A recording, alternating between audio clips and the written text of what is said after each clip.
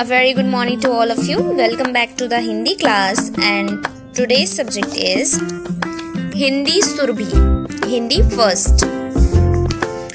And today I will teach you chapter number 10, Golu और भोलू. So let's start. पाठ के बारे में मतलब चैप्टर के बारे में. जब तक हम स्वयं कोशिश नहीं करते तब तक हम कुछ नहीं पा सकते. जब तक हम खुद से कोई कोशिश नहीं करते जब तक हमें कुछ भी नहीं मिल सकता. बच्चों, आइए इस पाठ को पढ़कर जानें कि गेहूं की फसल उगाने में गोलू चूजे द्वारा लाल मुर्गी की मदद न करने पर क्या हुआ. अब इस चैप्टर में हम ये पढ़ेंगे कि गेहूं की फसल उगाने में गोलू एक चूजे का नाम है. उसने अपनी माँ लाल मुर्गी की मदद नहीं की. तो देखते हैं कि क्या होता है. Let's start. लाली मुर्गी के दो चूजे थे, गोलू और भोलू. लाली एक मुर्गी का नाम है. उसके दो चूजे थे जिनका नाम था गोलू और भोलू. एक दिन लाली गेहूं के कुछ दाने लाई. उसने गोलू और भोलू से पूछा, मेरे साथ खेत में गेहूं के दाने कौन बोएगा.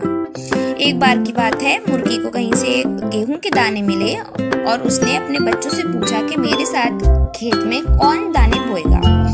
गोलू ने कहा, मैं नहीं. गोलू ने जवाब दिया, मैं नहीं. भोलू माँ के साथ गेहूं के दाने बोने चला गया. तो दूसरा चूजा था जिसका नाम भोलू था. भोलू अपनी माँ के साथ चला गया.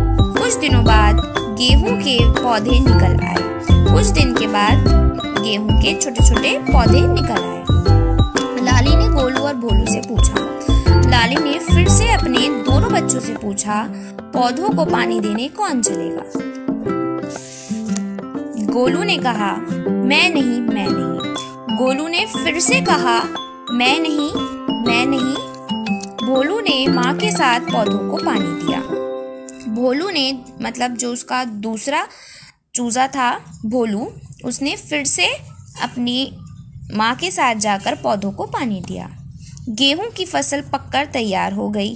लाली मुर्गी ने गोलू और भोलू से पूछा, गेहूं काटने कौन चलेगा. गेहूं की फसल जब तैयार हो गई, मुर्गी ने फिर से अपने दोनों चूजों से पूछा, गोलू और भोलू से, कि मेरे साथ गेहूं काटने कौन चलेगा. गोलू ने कहा, मैं नहीं. गोलू ने फिर से मना किया और कहा कि मैं नहीं. भोलू और लाली मुर्गी ने मिलकर गेहूं की फसल काटी. लाली मुर्गी गेहूं की फसल लेकर घर आ गई. गोलू ने अपनी माँ की फिर से मदद की और वह दोनों अपने घर वापस आ गए. उसने भोलू और गोलू से पूछा, गेहूं के दाने कौन निकालेगा. उसने गोलू और भोलू मतलब अपने दोनों चूजों से फिर से पूछा कि गेहूं के दाने अब कौन निकालेगा मेरे साथ. गोलू ने कहा, मैं नहीं. गोलू ने फिर मना किया कि मैं नहीं. भोलू ने माँ के साथ मिलकर गेहूं के दाने निकाले. भोलू ने फिर अपनी माँ के साथ मिलकर उसकी मदद की और गेहूं के दाने निकाले. लाली मुर्गी ने चक्की में दानों को पीसकर आटा बनाया. मुर्गी ने चक्की में फिर से दानों को पीसा और आटा बनाया. परात में आटा गूंधा. आटा गूंधने के बाद चकले पर बेलन से गोल गोल रोटियां बेली. तवे पर गरम गरम रोटियां सेकी. मुर्गी ने रोटियां बनाई. फिर लाली मुर्गी ने गोलू और भोलू से पूछा, मेरे साथ गरम गरम रोटियां कौन खाएगा.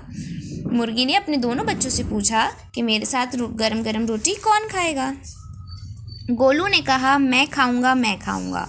गोलू ने कहा कि मुझे रोटी खानी है. लाली मुर्गी ने कहा, तुम नहीं. मुर्गी ने कहा, तुम नहीं खाओगे. लाली मुर्गी ने मेहनती भोलू के साथ गर्मा गर्म रोटियां खा ली और मुर्गी ने अपने दूसरे चूजे भोलू के साथ गर्मा गर्म रोटियां खा ली. इस पाठ से हमें ये शिक्षा मिलती है कि लाली मुर्गी का भोलू चूजा उसकी हमेशा मदद करता था. गेहूं उगाने में, गेहूं काटने में, दानों को निकालने में। तभी मुर्गी ने भोलू की मेहनत देखी और उसे रोटियां खाने दी। लेकिन गोलू आलसी था, वह अपनी माँ की मदद बिल्कुल नहीं करता था।